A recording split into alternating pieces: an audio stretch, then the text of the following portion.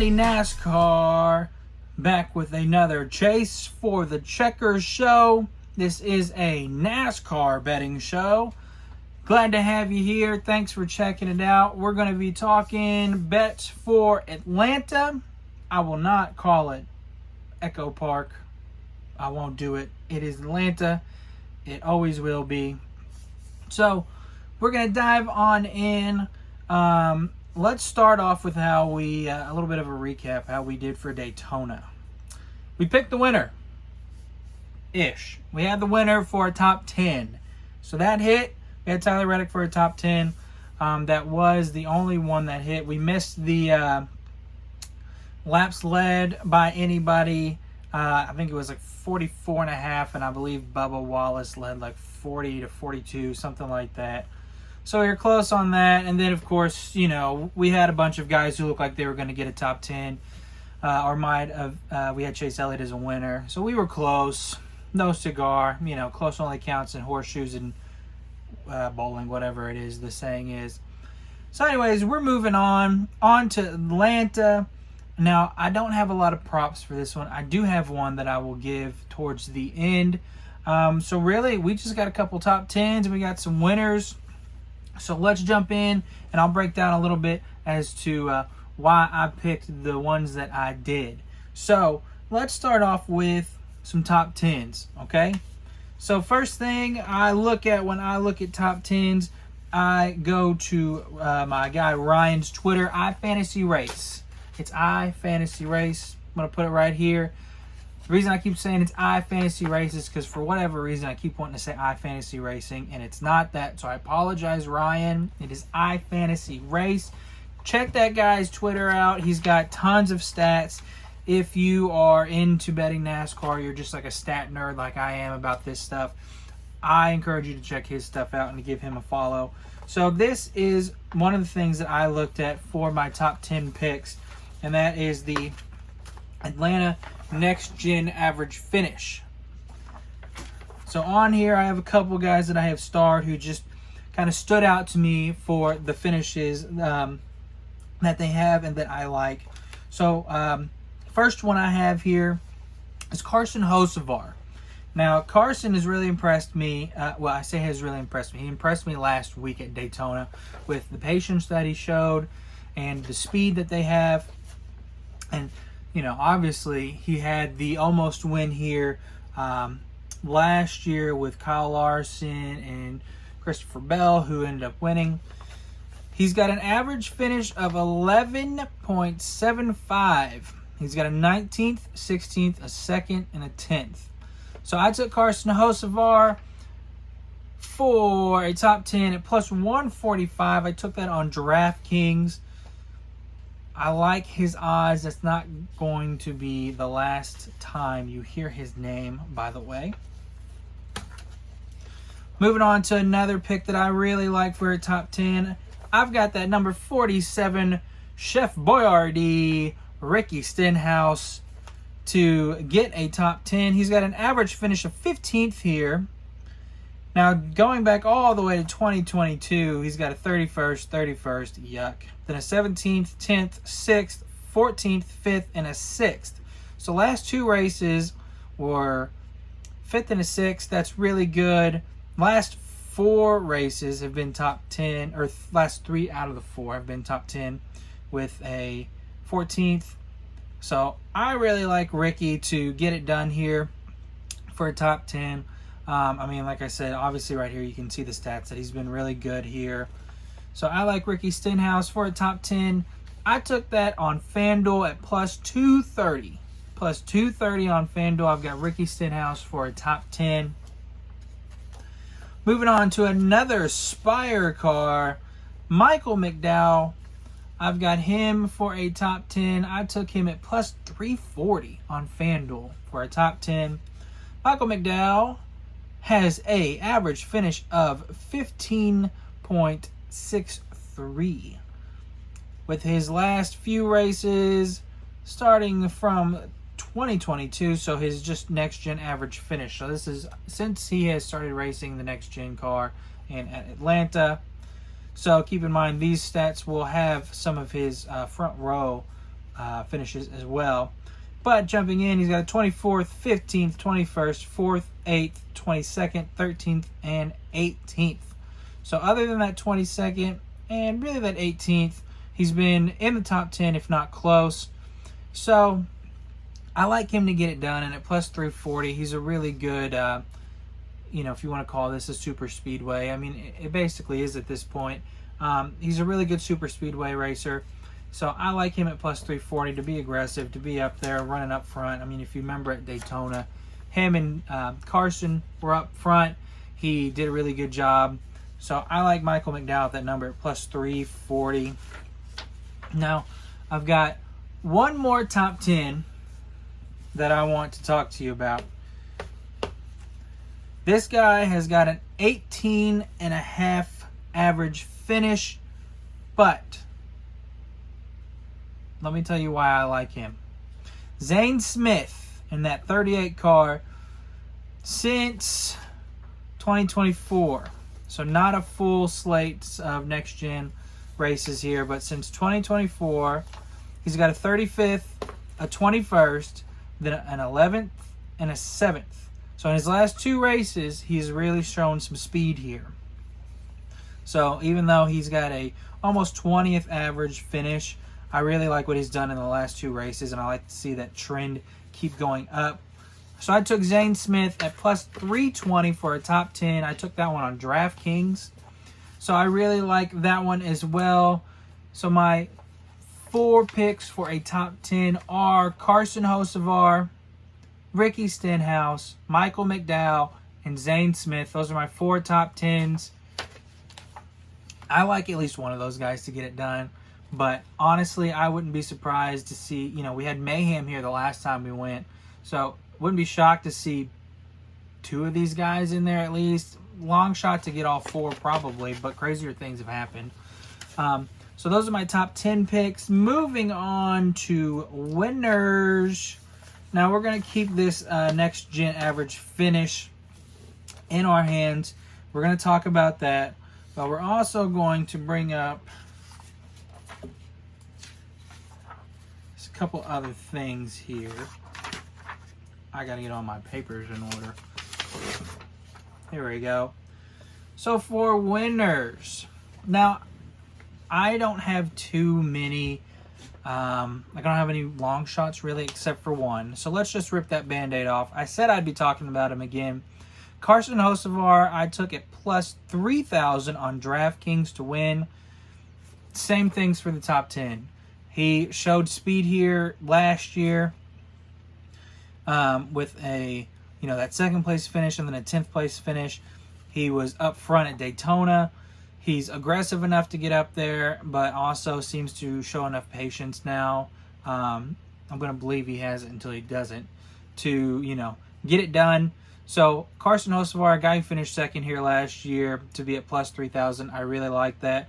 And if you remember, Tyler Reddick finished second last year, won Daytona. Maybe it's a trend. Maybe Carson Hocevar finished here second in this race last year, finds one spot better, and ends up in victory lane. So plus 3,000 for Carson Hocevar. I love that number. Next guy that I have, no shock here, Ryan Blaney. Took him at plus 1,000 on FanDuel. That seems to be where you're going to find the best value for him. You might find him at plus 1,000 at a couple places. I've seen him at plus 900 in others. He has got the second best average finish here at 10.88 with a 17th, 5th, 7th, 9th, 2nd, 3rd, 4th, and a 40th last year. So that brought it down quite a bit. But other than that 40th place finish, he hasn't finished out of the top 20. And outside of that 17th, he hasn't finished outside of the top 10. He's been in the top 5 4 times here. So I didn't take it, but a top 5 for Ryan Blaney might even be a little bit worth a look. But like I said, I didn't take that. But I have Ryan Blaney to win at plus 1,000. Again, I took that on FanDuel. He's fast at these tracks. Like I said, his average finish is really good. He's a guy who is just always up front. And at these tracks, but he hasn't got it here yet. And you got to think a guy who puts himself in a spot to win like he does, eventually luck will find him and he'll be able to get in victory lane. So I have Ryan Blaney. Next, I have William Byron. Oh, Willie B. I got him at plus 1,500, which was a bit of a shocker for me for a guy who's won here, 2 times, 3 times? Let's see. That's fastest lap. I don't care about fastest lap. William Byron's won here twice. Won in 22 and in 23. So for a 2-time winner here in this era of the car, to be at plus 1,500 is really, really good to me. Got that on Caesars, like I said. Now, his average finish isn't as good as what you would think because he's got a 19.25 average finish. So he's got first, 30th, 32nd, first, 17th, 9th, 27th, 37th. So it almost seems like it's checkers or wreckers for him at this track. So I like to see him keep his car out of trouble. I like to see him be up front, and he'll probably be in the mix if he avoids all of the crashes. And if he does, I mean, he's proven himself to be able to be there at the end and, find a way. So William Byron at plus 1,500, a former winner. I like that one a lot. Now, the last one that I have is... I'm sorry, I have 2 more. That's right, I have 2 more. So I'm going to take William Byron's teammate, Chase Elliott, at plus 1,300 on FanDuel. Chase Elliott, another one who's a 2-time winner here, the most recent winner here. And to be at 1,300 kind of shocked me a little bit. I figured he would be more at the Penske level of favorites. But I understand, he's not a Ford, but still. But that number I really like. I mean, Chase was there at the end at Daytona last week. Obviously, he finds his way to victory lane at these tracks. It's his home track, so the crowd's going to be going crazy for him. And what a way to, have the second week of NASCAR, which seems to be on fire right now with the ratings and just how much the ratings are fine. Don't get me wrong, I'm very happy about the ratings, but I think it was maybe Chase Holden who said this, and if it wasn't, I apologize. But the aftermath of Daytona, of how much it was played in the mainstream, Tyler Reddick going to New York and being on some ESPN shows and whatnot, was really, really impressive to me. Really feels like we're on the right path to really get some fans and really get some momentum. So I'm excited about that. And what I'm trying to say here is I think Chase Elliott, the fan favorite, the most popular driver, I think him winning at his home track would be really, really huge for the sport. So as much as I maybe don't want to see him in victory lane, I would like to see that for the sport. So Chase Elliott, plus 1,300. And then my last pick, I don't want this to happen necessarily. Kind of the same with Chase Elliott. I got old Joey Logano at plus 1,000. Joey Logano is a winner here. He's a past winner here. He's got 2 wins. He's in one of those Penske Fords that are always fast at these tracks. But here's what I noticed. Here's a little trend. And I love a trend. You guys are going to, if you don't know, you're going to realize that pretty soon and pretty fast within these first couple weeks. I love finding a trend. Here's the trend. Joey Logano, every 3rd race, has won in the next gen era. So in 22, it was William Byron, Chase Elliott, then Joey Logano won. Then as William Byron, Daniel Suarez, Joey Logano won. Christopher Bell, Chase Elliott, it's the 3rd race. Joey Logano time. I don't want it to happen, but trend's a trend. I think Joey Logano gets it done. I think he absolutely can get it done. I think he can keep this trend going. Now, the only thing that gives me a little pause is it was Chevy, Joey Logano, Ford, Chevy, Joey Logano, Ford, but then it was Toyota, Chevy.